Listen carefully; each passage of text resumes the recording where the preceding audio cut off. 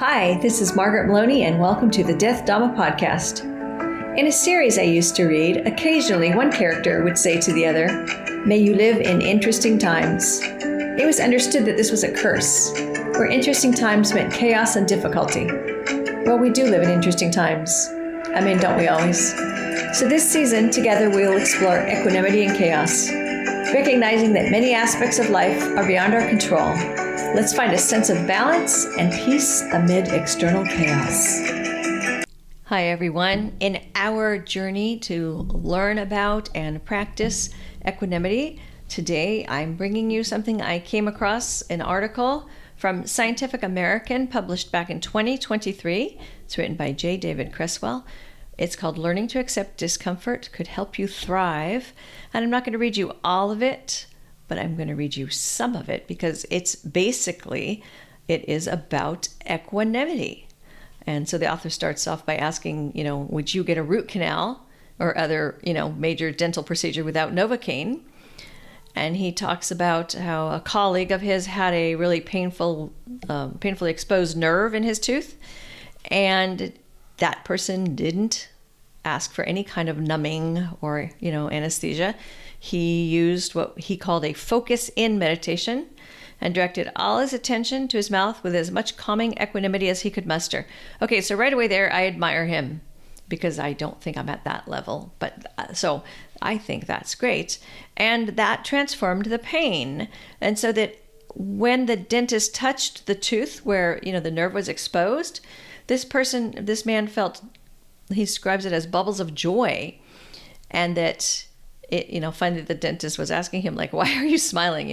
You're getting a raw nerve, worked on with no anesthesia. Why are you smiling? And that's a great question to ask anyone who's in the middle of a painful experience, but being able to handle it with some kind of joy, right? So what he's saying here is like something that sounds like a punishing choice to embrace suffering or distress could be helpful. And he's mentioned, and so this article is like an opinion piece with some research to it. And I'm not going to share all of the research with you. I mostly just want to kind of share with you his thoughts that he wrote from this. But so he's basically saying that, there are benefits in turning toward discomfort or upsetting emotions with acceptance. We know that. He's saying that, from a more scientific perspective, we know that from our practice and the Dharma and what we're learning. He says, all of us can gain from finding ways to cope with stress and unhappiness. Yes. Particularly when the circumstances are beyond our control. Yes. And we come to learn that just about everything is beyond our control, isn't it? And again, the author here, J. David Cresswell, has also been studying meditation for 20 years. So he is all about the cultivation of equanimity. And he does see that can help, and, especially when you make it central to a mindfulness practice. But first, he wants us to think about what does it mean to turn toward discomfort. So he's not saying, like, put yourself in something dangerous or horribly excruciating.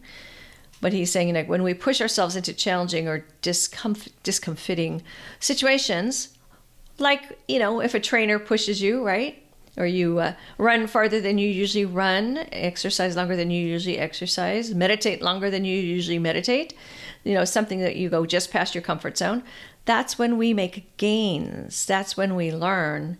In fact, he does say a 2022 study involving more than 2,000 people demonstrated that participants who were encouraged to push themselves into awkward, uncomfortable situations across multiple domains, including taking improv classes. Yeah, I wouldn't love that.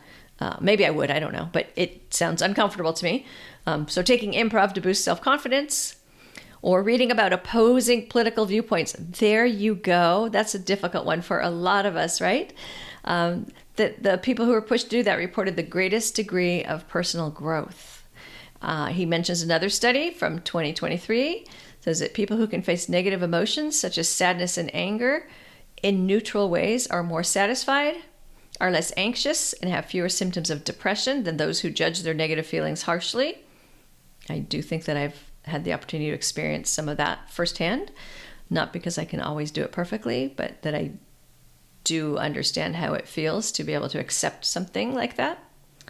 And his study says it aligns with a consensus in psychology that suggests that we can learn powerful lessons about ourselves if we can sit with our emotions and thoughts with an open, curious mind. Well, I think that's how we are invited to sit and to meditate, right? To sit with our emotions and our thoughts and watch them rising and falling and, noticing, are they pleasant, unpleasant, neutral? And have that open, curious mind.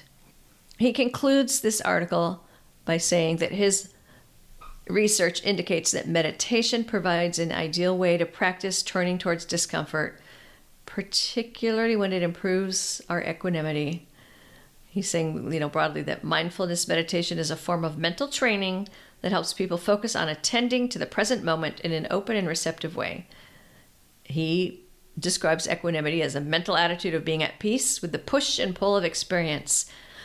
I do appreciate that phrase, the push and pull of experience, because equanimity does require us to be active, right? Actively noticing and watching and responding, or finding a way to be at peace with the push and pull of experience. I'm very appreciative of that phrase.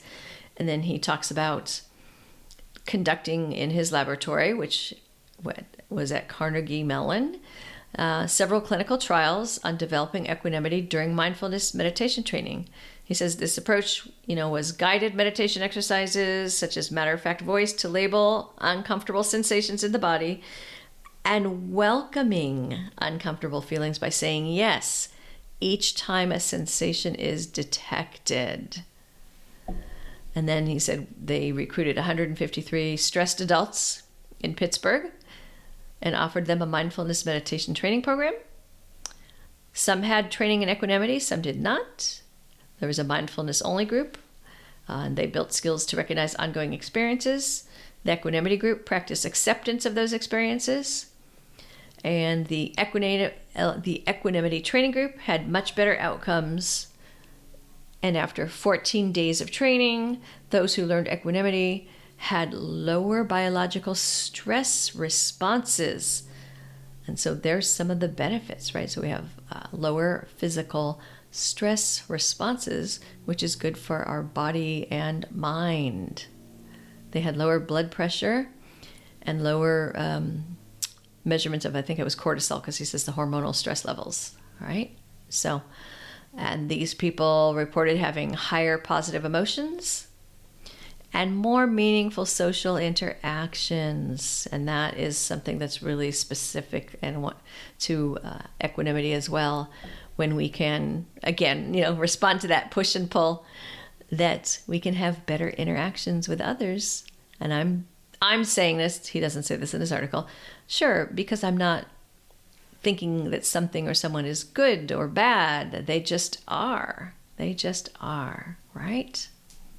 He concludes this short article by saying we can each build resilience on a personal level by cultivating greater acceptance of our experience, good or bad, painful or pleasant, in the present moment. You've been listening to the Death Dhamma Podcast with your host, Margaret Maloney. Thank you so much for being here. Come find me on margaretmaloney.com, margaretmeloni.com. And until we meet again, may you be well, may you be happy, may you be at ease, and may you be free from suffering. Bye for now.